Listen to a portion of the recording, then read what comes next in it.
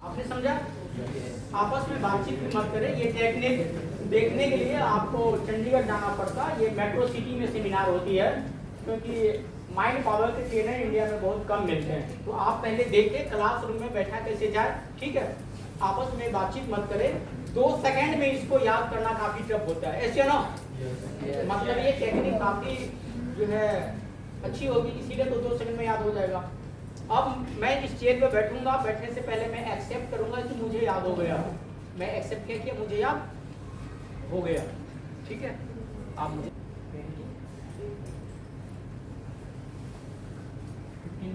याद हो गया, ठीक है? जब मैं चेयर से खड़ा हुआ उसी टाइम मुझे ये डाटा याद हो गया था।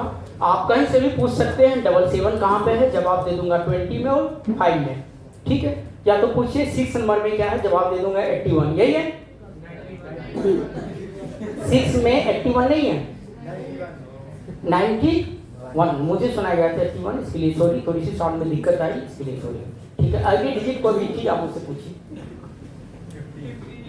15 में मुझे सुना गया था 35 और 15 मुझे सुना गया था 11 के आगे, सही? क्या 11 पे 15 है? क्या 15 पे 35 है? उसकी साउंड को मैंने कैच किया, जो चीज उन्होंने सुनाया। जहाँ पे थोड़ी सी मुझे दिक्कतें आई, क्योंकि कई स्टेट में काम करने के बाद में साउंड जो है दिक्कतें आती है। आप फिर भी 2-3 डिजिट मुझसे पूछिए जल्दी से, जो भी आपको पूछना है पूछिए। क्या 65 मुझे सुना गया था 26 पे। आपने 35 सुनाया था 15 पे, 15 के आगे 35। 93 मुझे सुना गया था 24 पे, सही है? ऐसा ना हो, कुछ तो बोलो, सही है नहीं है? बस सुन ले। 95 सारे डिजिट में बता दूंगा 95, ठीक है? आप मुझे ऑप्शन दोगे क्या है?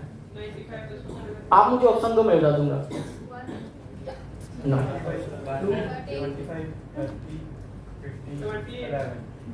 आपने 30 में, सही? और कुछ? आपने 13 लिखा है 21 पे, सही? जो नंबर आपने रिपीट किया था सुनने के 1 सेकंड के बाद ही मैं बता दिया, ये नंबर पहले रिपीट हो चुका है, पर जो से पूछा है ना, हमने सुनने के 1 सेकंड के बाद बता दिया, ये नंबर पहले लिखा जा चुका है। जिस तरीके से कंप्यूटर में कोई भी डिजिट कोई भी डाटा को हम दोबारा से सेव करते हैं तो स्क्रीन पे आ जाती है, ये नंबर पहले लिखा जा चुका होता है ना सर?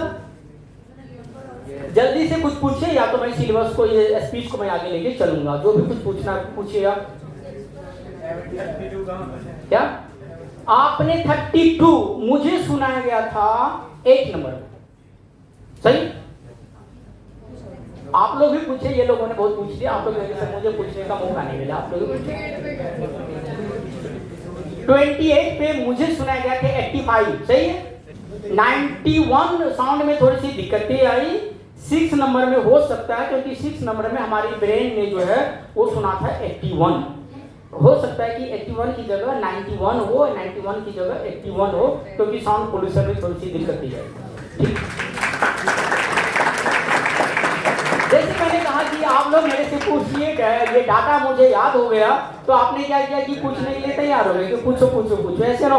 क्योंकि पहली बार किसी गेस्ट टीचर्स ने आपसे चैलेंज किया कि मुझसे पूछो, क्योंकि टीचर पूछने के लिए नहीं बोलते हैं, टीचर ही पूछते हैं, ऐसे ना? पहली बार किसी टीचर्स ने आपसे कहा कि मुझसे पूछो बच्चे, ये डाटा मुझे याद हो गया। क्या आपको यकीन हुआ कि मेरे पास कुछ अलग टेक्निक है जो आपको सीखना चाहिए? किसी ने ये नहीं पूछा सर आपने कैसे याद किया। पूछने के लिए तो सब तैयार हो गए, 9 में क्या है, 10 में क्या है, 11 में क्या है, 21 में क्या है, सब लोग तैयार हो गए, है ना? किसी ने ये नहीं पूछा सर आपने ये डाटा कैसे याद किया 2 सेकंड में। सच में 1 to 30 जब मैंने सुना, लास्ट में जैसे इन्होंने कहा 29 में 92 है ना? 29 में 92 है, और 30 में कहा 95। जैसे 30 में इन्होंने कहा 95, चेयर से मैं खड़ा हो गया, ऐसे ना? चेयर से खड़ा होने का मतलब है ये डाटा मुझे याद हो गया। आज के बाद अभी सभी बच्चों को मैंने ये बोला था कि मुझे वॉच करो, मुझे देखो, मैं किस तरीके से बच्चा बनता हूँ, किस तरीके से मैं स्टूडेंट बनता हूँ। कितने से बच्चे मुझे देख रहे थे? क्या आप लोग मुझे देख रहे थे? आपने क्या देखा? क्या मैं चेयर पे बैठा था, रो रहा था, या चेहरे में मुस्कुराहट था, या कोई सदमे में था?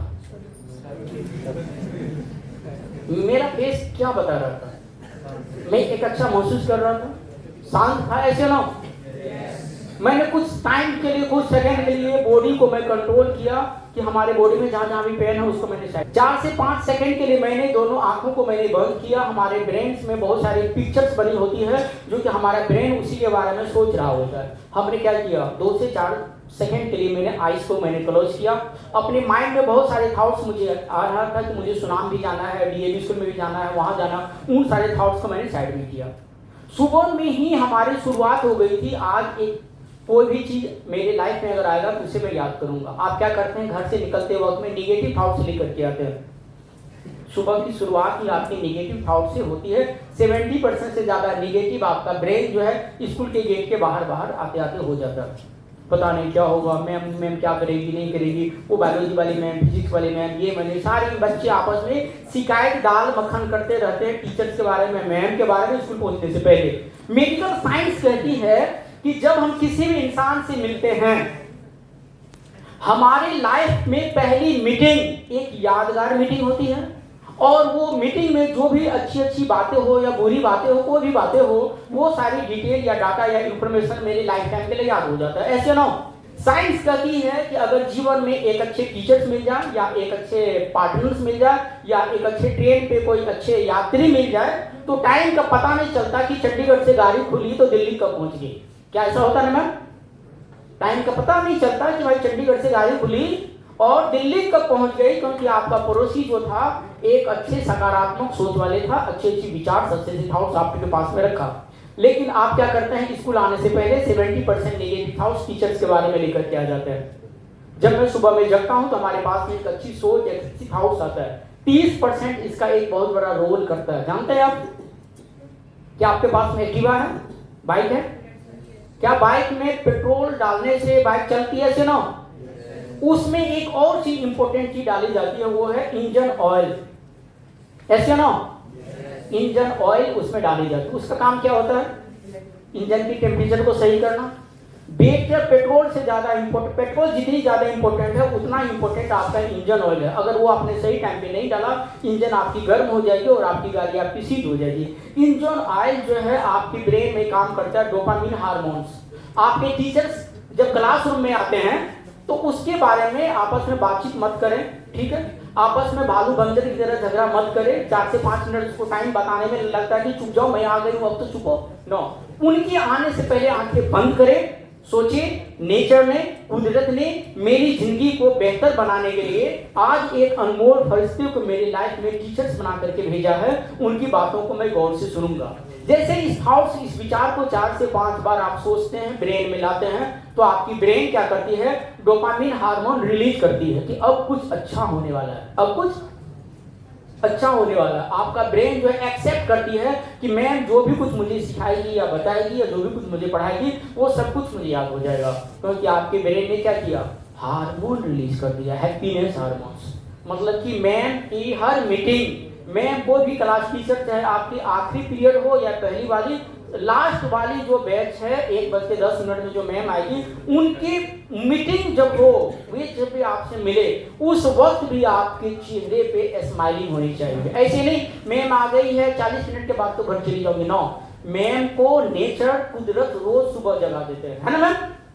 रोज नेचर, कुदरत मैम को जगा देते हैं कि तुम्हें जगो, स्कूल भी जाना है, बहुत सारे बच्चे इंतजार कर रहे हैं, उनके एग्जाम आने वाले हैं। आपसे ज्यादा टेंशन हमारे क्लास के, स्कूल के टीचर्स के मैम के पास में होते हैं कि हमारे बच्चों को कुछ बेटर देना है। कई बार मैम शादी पार्टी फंक्शन छोड़ देते हैं कि मुझे स्कूल जाना, बच्चे के सिलेबस को पूरा करना है। ऐसे ना, ऐसा होता है ना?